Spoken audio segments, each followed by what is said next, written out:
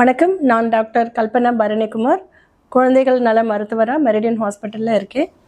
இன்றைக்கி குழந்தைங்களுக்கு ரொம்ப ரொம்ப சாதாரணமாக வரக்கூடிய ஒரு ப்ராப்ளம் கான்ஸ்டிபேஷன், அதாவது மலச்சிக்கல். ஏன்னா விட்டு விட்டு டயரியா போவாங்க.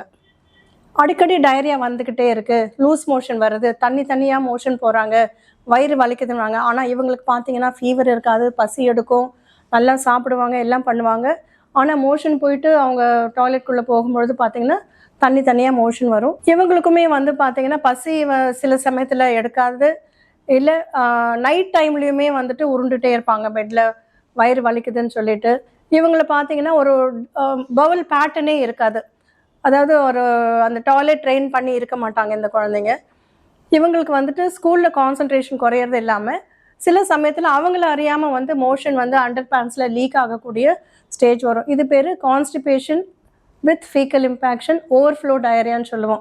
இதை வந்துட்டு நம்ம இன்ஃபெக்ஷஸ் டயரியா, கிருமினாலேயோ வைரஸ்னாலேயோ பாக்டீரியானாலேயோ வந்தது அப்படின்னு நினச்சிட்டு ஆன்டிபயோட்டிக்ஸ் போடுறது, ஓஆர்எஸ் கொடுக்குறது, இதெல்லாம் பண்ணிங்கன்னா இது சரி ஆகாது. அப்போது எப்படி கண்டுபிடிக்கலான்னா அகெயின் எக்ஸாமினேஷன்லேயும் கண்டுபிடிக்க முடியலைன்னா ஒரு சிம்பிள் எக்ஸ்ரேல வந்துட்டு மோஷன் அடைப்பு இருக்காங்கிறத வந்து நம்ம தெரிஞ்சுக்க முடியும். இது வந்து அந்த குழந்தையோட கான்ஃபிடென்ஸ், மொரால் எல்லாத்தையுமே கண்டிப்பாக கம்மியாகும், அவங்களுடைய சைக்காலஜி அஃபெக்ட் பண்ணும். ஏன்னா கொஞ்சம் வளர்ந்த பசங்களுக்கு இதை பற்றி பேசுறதுக்கு பிடிக்காது, இந்த ப்ராப்ளம் அட்ரஸ் பண்ணுறதுக்கு பிடிக்காது, இன்னும் அவங்க பேரண்ட்ஸ் கிட்டேயே வந்துட்டு அவங்க சொல்ல மாட்டாங்க. ஸோ இந்த ப்ராப்ளம் வந்து கண்டிப்பாக வந்து ஒரு சிவியர் ஸ்டேஜ் ஆஃப் கான்ஸ்டிபேஷன். இதோடைய ட்ரீட்மெண்ட்டுன்னு பார்த்தீங்கன்னா மோஷன் அடைச்சிருக்கும் பொழுது ஃபஸ்ட்டு அடைப்பை வெளியில் எடுக்கணும். உங்கள் டாக்டர் கிட்ட கன்சல்ட் பண்ணிங்கன்னா அவங்க அதுக்கு ஹெல்ப் பண்ணுவாங்க. இந்த அடைப்பை எடுத்துட்டு அப்புறமா இப்போ நிறைய புதிய மெடிசன்ஸ் வந்திருக்கு கான்ஸ்டிபேஷனுக்கு. இது வந்து 4 படம் எடுக்கணும். என்னென்னா வந்து ஒரு முறை வயிறை கிளியர் பண்ணி விட்டுட்டாங்கன்னா அதுக்கப்புறம் பேரண்ட்ஸ் என்னன்னு வச்சுப்பாங்க, டெய்லி மோஷன் போகிறாங்க அப்படின்னு சொல்லிட்டு நிறுத்திடுவாங்க. கான்ஸ்டிபேஷன், அதுவும் ஃபீக்கல் இம்பேக்ஷன், மோஷன் அடைச்சிருந்து அதை ட்ரீட் பண்ணவங்க வந்து முக்கியமாக பண்ண வேண்டியது அந்த மெயின்டெனன்ஸ் மெடிசன் சொல்லுவோம். இது மினிமம் வந்து ஒரு 3 months, இல்லை சில குழந்தைங்களுக்கு 6 months கூட தேவைப்படும். இப்போ முக்கியமான பார்ட் வந்து இந்த வெறும் டயட்டு, தண்ணி, மெடிசன்ஸ் மட்டும் இல்லாமல் எக்ஸசைஸ் கண்டிப்பாக வேணும் குழந்தைங்களுக்கு. அது இல்லாமல் டாய்லெட் ட்ரைனிங் ஆர் அந்த பவல் எம்டிங் அப்படிங்கிறது முக்கியம்.